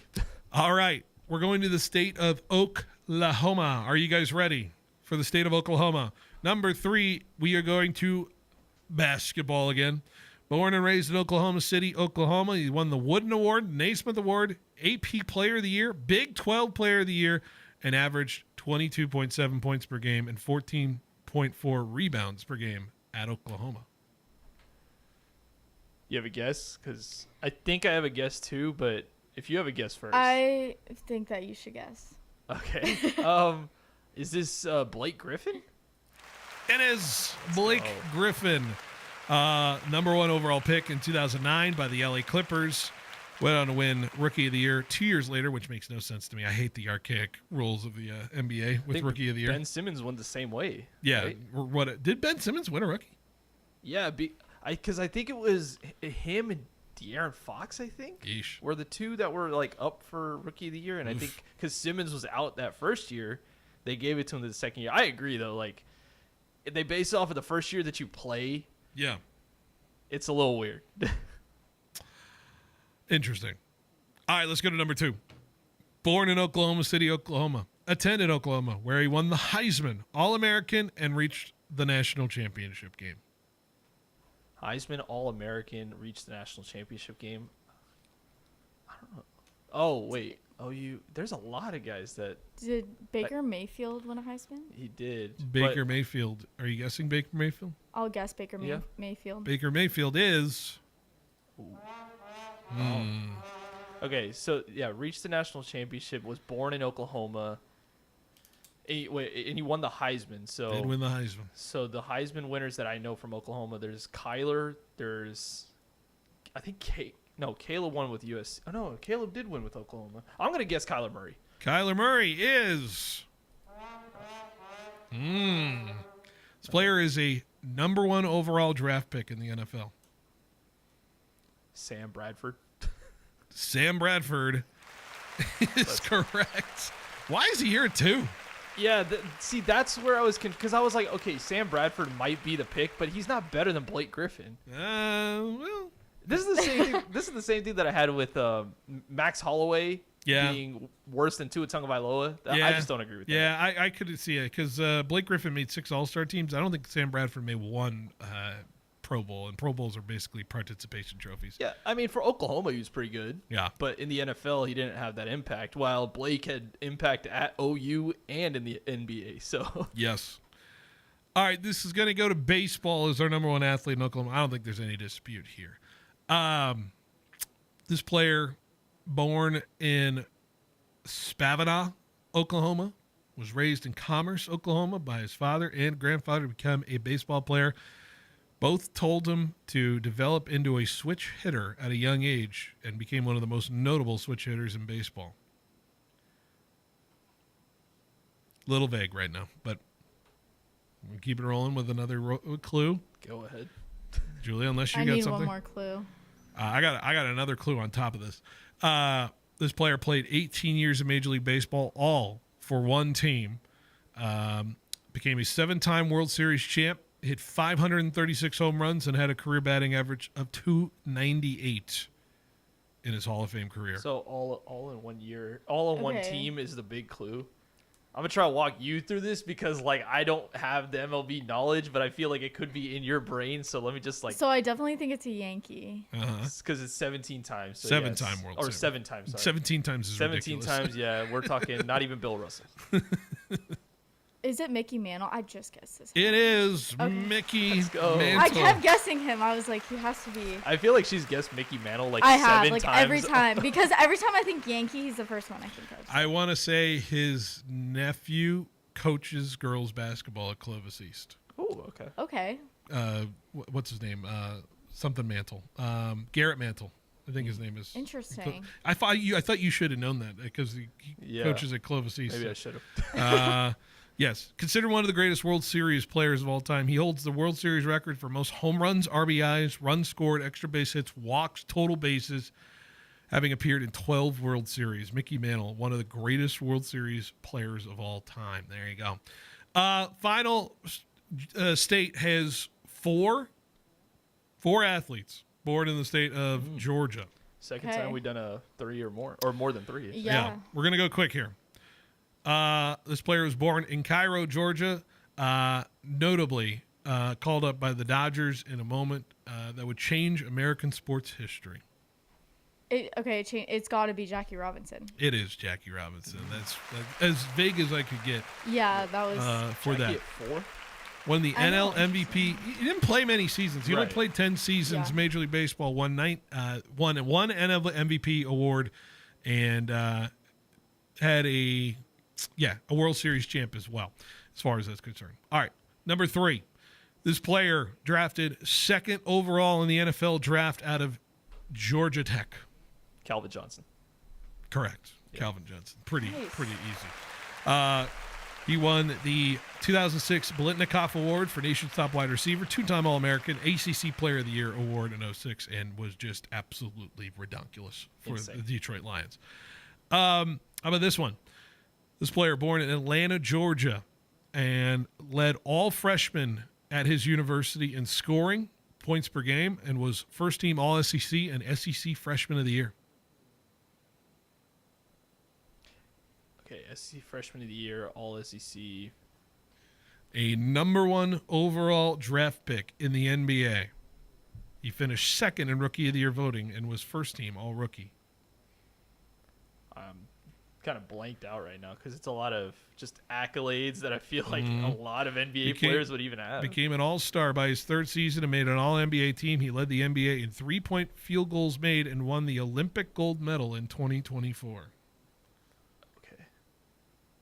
You said, Olympic gold medal 2024. He led the league in 3-pointers made. 3-point field goals made. 3-point in a season or like in 2024 and 2025. 2024. Okay. Who would that even be? Is it like Steph Curry? No, It is not Curry's born in Steph Ohio. Curry, unfortunately. Who else would be on that team that would be Kevin Durant, but he's from DC. LeBron's not from there. LeBron doesn't even shoot threes, will they? Anthony Edwards would probably be my pick.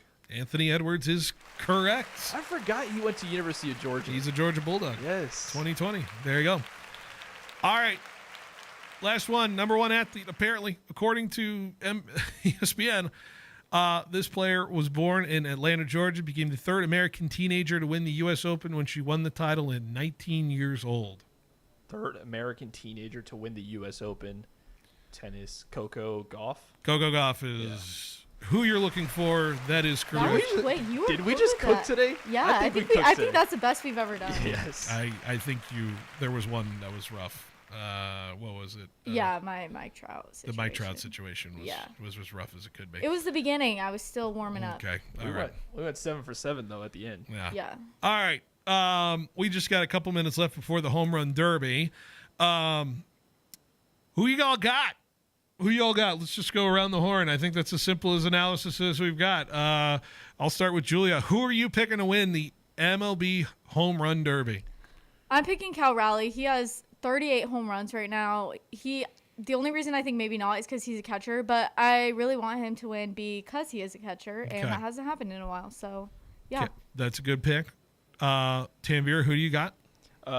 Atlanta's home stadium kind of favors right pitchers I saw today, or right-handed hitters, I should say. So I'm going to go with a little bit of an underrated pick. I'm going with Byron Buxton from the Twins. He has the longest home run this season of the field. He's got the 4th most home runs of the field. So I'm going to go with a little underrated pick, and he has a little bit of an advantage due to the park. Dude just finished a cycle over the weekend with a home run as well. He is on fire for the Minnesota Twins. I got James Wood. I'm going to go James Wood. I picked I just like the build. I feel like bigger guys don't get as tired. I feel like he's like the Vlad type to me. I have him beating Cal Raleigh in a final. James Wood has the second best odds. Byron Buxton, you got the longer odds, plus 850. Same odds as Brett Rooker, by the way, plus 850 for it as well. So I'm going to give a hot take real quick. Cal Raleigh does not make the final. Interesting. Jazz Chisholm goes over. That's where I'm at. I hope. One can hope. Guys, great show. Appreciate you rolling with the punches today. We'll be back tomorrow for one more hour behind the bench. So Home Run Derby coming up next on 1430 ESPN. Welcome to